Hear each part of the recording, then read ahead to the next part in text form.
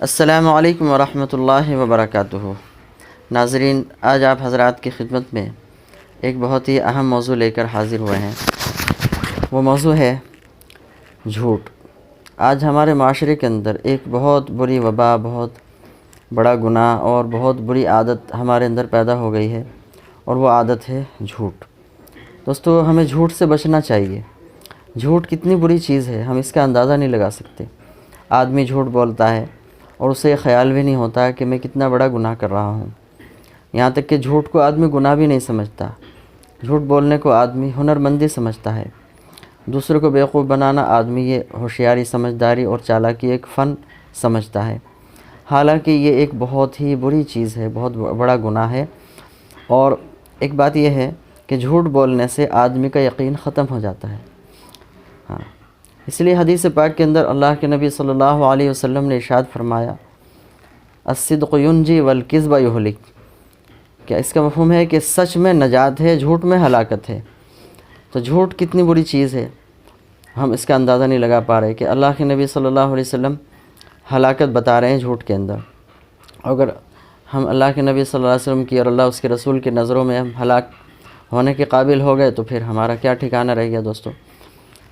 تو اور قرآن پاک خود اللہ تبارک و تعالیٰ کا جو کلام ہے، سچا پکا کلام، جس کی ایک ایک بات بالکل سچی ہے، خود قرآن پاک میں اللہ تبارک و تعالیٰ ارشاد فرماتے ہیں جھوٹ کے بارے میں، الا لعنۃ اللہ علی الکاذبین۔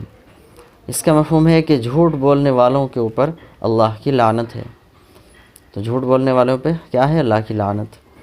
تو اس لیے دوستو بزرگوں، ہمیں جھوٹ سے بچنا چاہیے اور دوسروں کو بھی جھوٹ سے بچانا چاہیے۔ آج کل ایک عام چیز ہو گئی ہے جھوٹ بولنا، خاص طور پر آج کل آدمی فون پر، موبائل پر جھوٹ بولتا ہے۔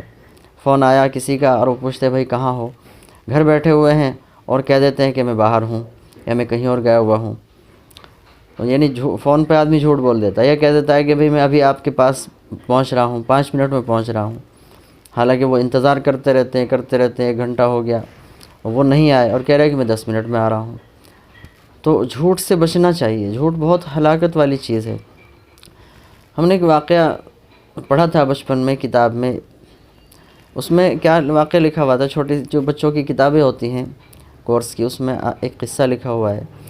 اس میں لکھا کہ ایک چرواہا جنگل میں بکریاں چرایا کرتا تھا، اور اس کی عادت تھی جھوٹ بولنے کی مذاق کے طور پر۔ وہ کیا کرتا تھا کہ وہ شور مچا دیتا تھا کہ بھیڑیا آ گیا، بھیڑیا آ گیا۔ تو لوگ دوڑے ہوئے آتے تھے گاؤں سے اور آ کے دیکھتے تھے وہاں کوئی بھی بھیڑیا نہیں، اور پھر وہ ہنستا تھا، مذاق اڑاتا تھا کہ دیکھو میں نے آپ کا بیوقوف بنا دیا۔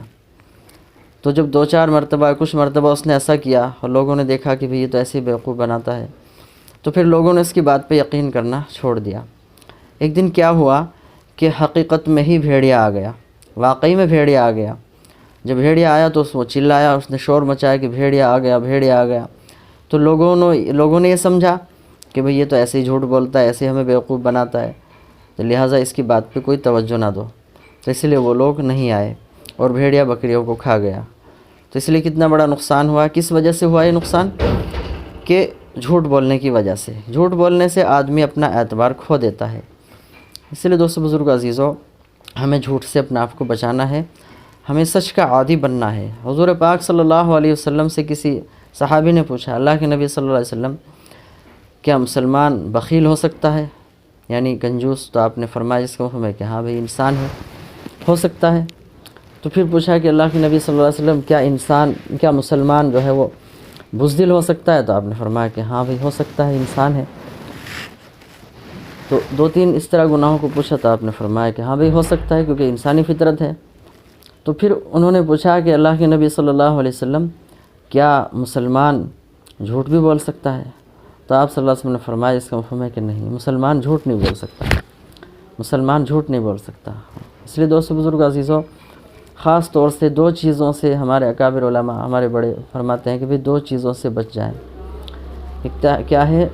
نمبر 1 ہے، ایک تو جھوٹ، اور دوسرے خیانت، یعنی امانت میں خیانت کرنا، دھوکہ دینا۔